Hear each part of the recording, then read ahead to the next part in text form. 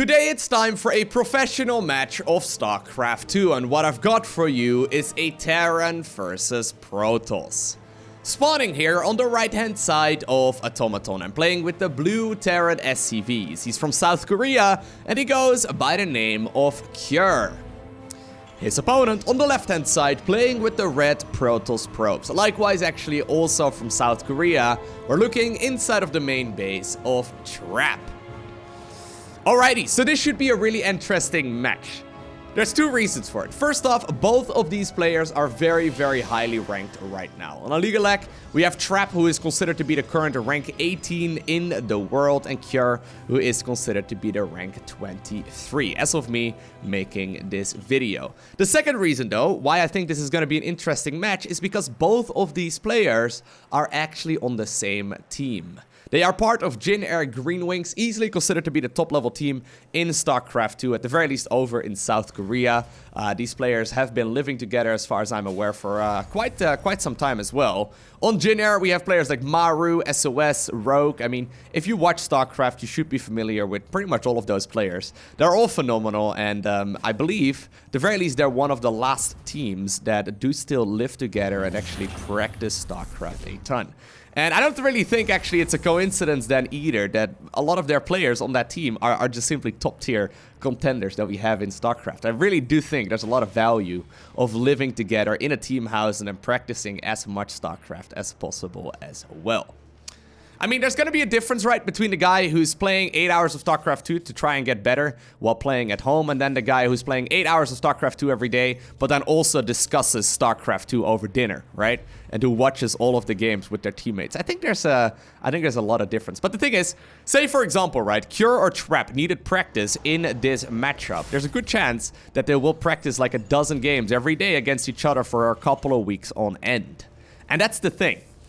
If you then face off against each other in a tournament, this was part of Olimo League, it was played recently, you may very well play just a little bit differently than you normally do, because you know that your opponent knows what your weaknesses and strengths are, and then obviously you want to try and play mind games with them as well to become the victor in the match that you're playing right now. So I don't know if it's going to be the case. We'll see what will end up going down here. A single probe made its way towards the top left-hand corner of the map, but I think this one is just trying to figure out if maybe there's going to be a proxy starport here for the Terran player. Doesn't seem to be the case though. No SCV has headed over in that direction just yet. Very standard play here from Cure. Decided to go for the command center on the low ground, that he's now adding on that starport after getting himself the factory, and then also, of course, that barracks out. We'll see if he maybe wants to go for a tech lab here in just a little bit on the barracks. He can do the big switcheroo and start producing some Ravens or some Banshees here in just a little bit. And there we go. Tech lab does indeed come up. In the meantime, on the other side of the map, we see Stargate right here for Trap. He's chrono boosting out one Oracle. One of the things actually we see players do as well is sometimes go for crazy all-ins when they go up against a teammate. And sometimes you can see the amount of scouting they're doing, right? They're both trying to figure out if they're cheesing here. There's a lot of scouting happening everywhere. But sometimes if you know your opponent is going to be really good at defending, say, an Oracle pressure in the early game, sometimes you see players just play super defensively with the unit instead, because you know your opponent is going to be able to defend against it anyway, so there's no point in even testing the waters. There's this weird yeah, gentleman's agreement, I suppose, this respect between top-level players where they sometimes don't even test the waters anymore just because they know their opponent is going to likely be okay at holding it anyways. Alright, it is going to be that cloaking field here for Cure, and we do actually see a Banshee now coming up as well. A little bit of harassment right here at the front, but this is now a full wall, so I don't think there's going to be too much damage that will be dealt here by these Hellions. Actually, over the last couple of years, right, speaking of team houses, we've actually had a foreigner house over in South Korea as well. If you are a top-tier non-Korean StarCraft 2 player, you can actually, I think you need to apply or something along those lines, but you can get a spot over in that foreigner practice house as well. They live and breed StarCraft over in South Korea, and I think there's a lot of value there. A lot of the players that have lived there for extended periods really have become significantly better over time. Obviously, the act of living in South Korea doesn't necessarily make you a better player, but just simply living together with a lot of people that also are very good at the game, I do think there's a lot of value there. Then again, Cero is quite well known for just playing at home and just, you know, trying his very best. And he's the world champion, so what do we know? Anyways, the Banshee made its way towards the main base right here of Trap. Couple of probe kills. Looks like it is going to be 3 here in total. Nice little bit of work there, but it's not going to be able to get too much done either. Another Banshee right now making its way across the map. Blink is going to finish up in just a little bit. The Phoenix, though, has been rerouted to chase down that single revelated Banshee. And that one is going to be picked off with ease. Alright, this Banshee has been unspotted so far, but generally speaking, when you go for the cloaking upgrade, you do go for at least 2. Right now, it's being followed up with a Raven as well. We've really seen a lot of value in the interference matrix and just the utility of the Raven over the last couple of weeks in StarCraft. This is like a recent development. A lot of players have become ridiculously good at disabling the correct units using these Ravens here as well. The Stalkers, though, making their way across the map. There we go. Blink is done. They're going to blink up inside of the main base here of the Terran player, trying to go after one of those siege tanks. The siege tank should be able to get picked off as well, but I think that is going to be about it. The one Banshee, though, made its way towards the other side of the map. I guess it forced the warp in right here on a couple of Stalkers, so it already sort of dealt the damage that it was originally intending to. One Adept apparently feels cheeky enough right now to shade into the main base. Not going to be able to get that much work done there, but for the most part, this has been a pretty laid-back game here for both players. Both of them just testing the waters here every once in a while. Is that Marine stuck? Really? Is there no way for that Marine to leave this little enclosure of... Okay, well, there you go. Now you can leave, little Martin. Martin the Marine, you can leave now, bro. Don't worry about it. It is going to be Combat Shield and Stimpack right now coming up for Cure. He's got the 3rd Command Center now coming up here as well. Trap waiting once again for the Blink cooldown to come off. But I think he is going to be able to, at the very least, do a little bit of damage here on his opponent's side of the map here as well. In the meantime, we see a little bit of aggression here by these Hellions. And while the Banshee apparently is still just simply hanging out in the corner, and these Stalkers are still hanging out in the corner as well, both players are just waiting for the correct opportunity. And I guess if you see, yeah, there's still a lot of defenses inside of the main base here of Terran. There's really not that much of a reason to try and just push really aggressively here, because you're not likely going to be able to get that much work done here anyways. So pretty laid-back game here from both players.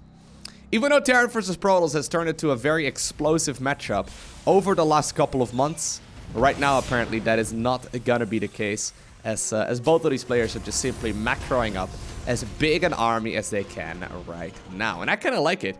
I'm not too familiar right now with the current version of late game Terran vs. Protoss.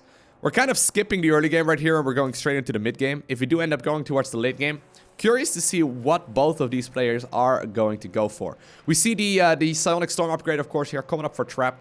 Having that source of splash damage is very, very helpful. That pesky Banshee in the corner of the base manages to get a couple of kills in, and then it's going to fly away to the safety of this robot, which, contrary to popular belief, actually does not really help out in any way, shape, or form. But at the very least, it looks cool. I guess that's the reason why this map is called Automaton, right? I guess that's the reason. There's a couple of these robots sitting all over the map. I think there's a couple of them anyway. Yeah, look, there's another one over there. Anyways, looks like Cure is making himself up right now to go for a bit of a push. It feels like this is one of those games where both players are just simply giving each other a lot of respect. They're allowing each other to macro up a decent force, but here we go. This is the moment where apparently we want to fight. Stimpack is done. +1 is done. Combat Shield is done as well.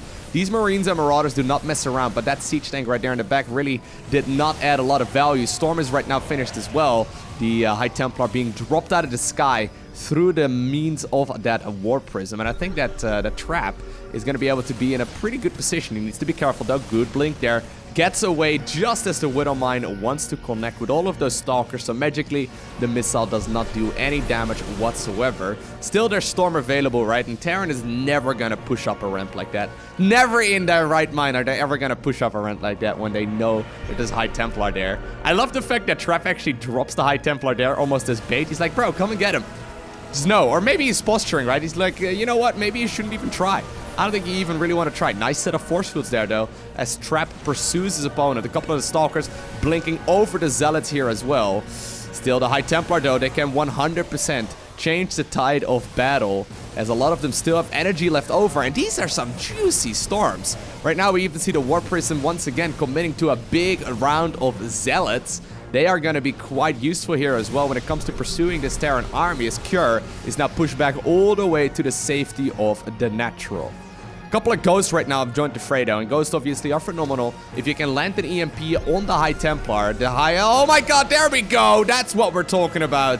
If you can land an EMP on the High Templar, that is going to be the end of Psionic Storm for at least a little bit of time.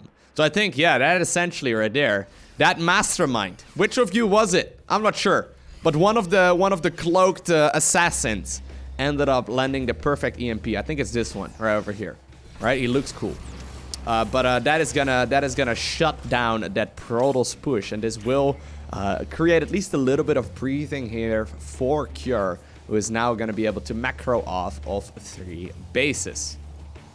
In the meantime, though, Trap certainly did not sit still. He got himself that 3rd base fully saturated. There's a couple of High Templar waiting right over there too. He went up to the double robotics facility, so he's going to be able to apparently now go for the extended thermal lens in the robotics support bay, but he's going to be able to get himself a couple of those laser giraffes out in just a little bit. And 2 sources of splash damage. I've said it 100 times before, and I'll say it again. 2 sources of splash damage, that is when Protoss becomes very, very scary. Normally you need at least 6 gases to properly support both Colossus and Disruptors, although that's a little bit of a weird one. Usually it's going to be Colossus and then High Templar, but at the very least having a couple of sources of splash damage is extremely valuable, and that is where Protoss really starts to shine and what makes that Death Ball so terrifying. Now, apparently one of those Zealots though feels brave enough to at the very least bruise a couple of those units here as well, but here we go. Oh, I don't know if you want to push up that ramp necessarily. Yeah, 1 EMP does get landed, reduces the shields right there on some of those Stalkers as well. Few Zealots apparently once again brave enough to try and make their way over towards the 3rd base. If Cure is not going to defend that, it's going to continuously take damage here, and this is so annoying, right? A lot of Protoss players do this. This actually is a thing that we've seen for several years now, but just sending in a couple of those Zealots right when you know your opponent is moving out across the map is so very valuable, as right now Cure is not going to be able to parade push nearly as easily. As you can see, he's got little clumps of units that are left behind, as well as 2 of those Widow Mines set up just in case a couple of Zealots make their way across the map. Well, here we go. They're still going to try at the very least. Those Widow Mines, basically the most useless ones ever, but Trap, now that he does have the Colossus, apparently he feels brave enough to at the very least make a bit of a move. Once again, great blink right there. Neglects the damage of that Widow Mine for at least a big amount. Couple of Liberators right now, though. Ooh, trying their very best to sit there in the air. Good work so far, as a couple of the Ghosts do end up dying there to the Psionic Storms. All things considered, though, I feel like this is once again mostly posturing, right? I mean, the Planetary Fortress is going to finish in a second. Maybe he wants to commit, but fighting a Planetary? I don't know, bro. I don't think you want to do that. Generally speaking, cannot recommend making that move, as once again, now with 4 of these laser boys, we see Cure deflecting that army. Really nicely done. All right, apparently 1 Archon. Feels brave enough. Power overwhelming, but not for very long. Apparently the 1 Marine there ended up getting stasis as well. In the meantime, though, while Trap knows that his opponent's army is going to be caught off guard, he decides to make a move for the 3rd base with once again a couple Zealots, but really not a lot of damage is being done here by both players. And I think that means we are headed towards the late game. I love it. Okay, so for Terran, apparently the name of the game right now is going to be Liberators. We see advanced ballistics after the fusion core. I know he can make battle cruisers, guys, but I don't think he's going to make that many right now. Maybe he will, we'll see. But Liberators, of course, are going to be phenomenal. He's going up to +3/+3 upgrades, and with the advanced ballistics, those Liberators are going to be able to siege up from a bit of a distance here as well. Trap, though, after finishing up his Colossus army, apparently he now feels brave enough to start building up Tempests. And Tempest and Liberators, they have that weird interaction amongst each other, where obviously you want to try and pick up those Liberators from a distance with the Tempest if possible, but it takes a very long time, and generally speaking, the Tempest can be valuable, but it doesn't, like, it's a bit of a slippery slope. You don't want to just have an army based around Tempest, right? Tempests are good, but you don't necessarily want to have 1,000 of them. A new base, though, has just been acquired here by Trap as well. He's now finishing up about a 17 photon cannons. Okay, it's a little bit closer to 6. Sadly, right here, for those photon cannons, they're going to be in a little bit of trouble as those Marines and Marauders stim forward. And now with those those medevacs up above. I don't think it's going to be enough, but here we go. Those stalkers don't mess around. That is 20 supply right there down the drain for Kyoru. Now knows, okay, my opponent has got a decent amount. Oh my god, dude. Both of these players are so good defensively. Ugh. It's dirty, man. It's like fighting two walls against each other. Like what happens when you have one wall fighting another wall? Anyways, he knows that the counter to both Tempest and then, of course, also Colossi is gonna be those Vikings. So slowly but surely, we are transitioning towards an air army. Now, I love this. Fighting those SCVs that are trying to mine the golden minerals from the other side there. One of the EMPs, second EMPs, does land on those Tempests, and that means that they are gonna be significantly lower in hit points. Now, Liberators, while they would like to have the anti-air of Valkyries, they're not going to be able to do nearly as much. In the meantime, though, while this Protoss army is distracted, we see 5 medevacs ready to unload their units inside of the main base here of the Protoss. And this is a big deal. All of this Protoss army is currently preoccupied on the other side of the map, and one of the nasty side effects of being close to maxed out is that while you have a lot of gateways, you can't warp in anything. So there's this weird thing where that happens sometimes when players are maxed out. If something catches you off guard and you can't recall in time, you can be in a world of hurt. Still though, the Colossi made their way back home in a decent amount of time, and gotta keep in mind here, I think that this is gonna be a difficult army to retreat with, although hold that thought, as currently a lot of the Marines are indeed picking off the Tempest, but yeah, Cure knows it. This army is pretty much as good as dead. All of the units apparently are killed with the exception of this one medevac, who apparently gets to live the till. So big Doom drop there inside of the main base. It does kill a lot. I think that actually wasn't necessarily the worst spot there for Trap or for Cure. While everything got killed, and he did kill some of the tech here as well. He killed the base. I don't know. It's hard to judge if that really was value there. We can have a quick look right there at the units. A lost tab. Relatively even, right? A little bit more gas was lost there for Terran. Protoss ended up losing just a little bit more minerals. But all things considered, considering this has been 17 minutes of this game so far, it's actually gone pretty neck on neck. All right. Well, yeah, no. Good try. Good try, though. You tried. Good work. Another Liberator over here apparently was also picked off. I think there was just a bit of a pause apparently in the game here, but man. I never know if these things are emojis. I know there's a lot of like emojis. No, that's definitely not an emoji, but I know that, for example, if you repeat this first character 100 times over, apparently that stands for a laughing emoji in Korean. I really wish. Okay, sometimes people ask, Lowko, what if you could learn one language, right? Which one would you want to learn? I would want to learn Korean, 100%. I would love to be able to watch some of the Korean StarCraft with the Korean commentary and just watch it, because they sound extremely cool. They sound so excited. I think they're probably going to be extremely tired at the end of the day because they are just shouting into the microphones all the time. But yeah, seriously, I would love to learn Korean at some point. I still want to, but it's one of those things that happens one day, and then one day it never happens, right? Anyways, we'll see. Here we go. Oh my god, the ghosts are ready to move forward. They managed to get an EMP on pretty much everything. Immediately as that happens, we see all of the ghosts retreating as well. A lot of the air units are being picked off here. Cure, all of a sudden, catches his opponent off guard. And that is a lot of damage that this Terran player is dealing. We right now, though, do see the transition, apparently, from Colossus towards Disruptors instead. Still a couple High Templar are left over. One EMP on one of them, but still this Terran army was picked off slowly but surely. And I do think that this Terran player is going to have to go back with the main part of that army, but at the same time, a couple of medevacs unload the units on the left-hand side of the map. This is the base north of the main, and I think that this command center, or this nexus rather, will be picked off as well. We do see a recall, but it did not complete, and Cure manages to kill the army and then also manages to kill a base. Wonderful 1-2 punch right there by Cure. Ends up dealing a lot of damage, and then all of a sudden, right, well, those medevacs, they're going to be able to continue being a nuisance in the main base. And even though I feel like none of these units are going to be able to live to tell the tale, this has been a really successful push here for Cure, as apparently these warriors are replaceable. He immediately replaces all of the supply with 5 medevacs out of all units. Does he actually have any medevacs left over? Yeah, he is one. Okay, this is the one that got to lift the till, isn't it? Pretty sure. Yeah, he needs to get some medevacts going once again as well, but that was a really nice trade there for Cure, who has been happily expanding all towards the top left-hand corner for a little while. He's got a lot of orbital commands here, so he can even start getting rid of some of his SCVs, or at the very least stop rebuilding them when they do end up dying. And this is now turning into a really skillful macro game, right? Both players giving each other a lot of respect. Oh my god! Oh, man! Well, here I was, just talking like a regular human, and then all of a sudden, the disruptors come out, man, and I forget how to even speak English. I just start commentating in action noises. What was that, Loco? Oh my god. Well, nobody highlight that, okay? Don't you dare highlight that in the comment section of this video.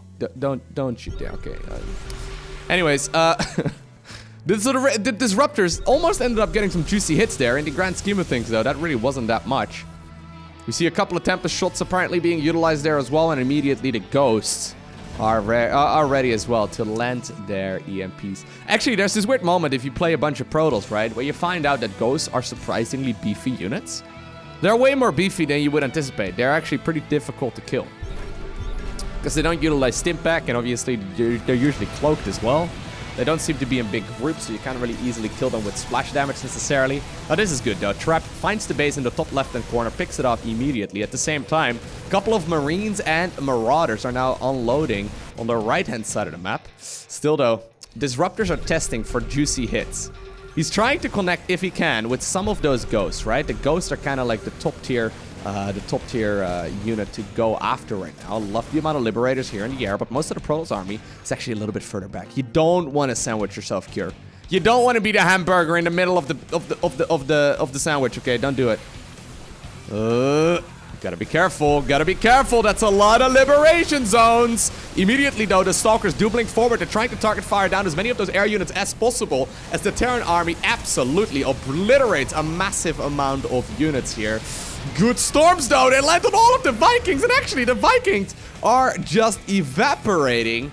He tried to target fire down the Tempest after killing all of the Colossi, and I guess that kind of worked, but most of those Vikings are now gone, and that all of a sudden puts Cure once again in a pretty even supply count right there to his opponent. He tried to, I noticed it here on the mini-map, but he tried to fight this area of the map at the same time as well, but it looks like this one did end up getting cleaned up as well, as Trap still has a Nexus mining some of those resources. Love it. We just see a ton of air upgrades right now coming up here for both of these players. They're trying their very best to get as much of those air upgrades as possible as well. Once again, the liberation zones get set up on the back of these golden mineral patches. He's not minding the gas right there off the base in the center. Once again, though, big blink forward, trying to go after as many of those air units as possible. Massive EMP does remove the shields off of a lot of this, but there we go. My god, those disruptor hits are insane, man. Are you seeing how he's splitting so quickly? Oh, still though, these disruptors are not ready to stop just yet. If you kill a disruptor while the purification nova is active, you can actually shut it down and make it so that it doesn't deal any damage. It's a very difficult decision to make. If you're close by, sometimes you can kill the disruptor before it kills you. But it's basically an eye for an eye, right? This has been back and forth for a really long while. Actually, in the grand scheme of things, Trap has secured himself a small supply advantage. Both players have been mining a ridiculous amount of resources here for a very long time as well. So they are both going to be able to replenish these units as well, as once again, Cure forces that army to go back and at the very least create a little bit of breathing room. Alrighty. 5 Liberators get produced here at a time. The Protoss army, though, with the use of that War Prism, is already back to maxing out, and actually he needs to be careful. Loses a couple of those air units for free. The Zealots immediately grab this opportunity to charge forward as well. Not a lot of splash here available anymore, but there's still a lot of Protoss, man. All of a sudden, right, that big Warpin with that Prism allowed this Terran player to be caught with his pens down. Cure takes a lot of damage there, but he once more forces that army home now that more reinforcements are here.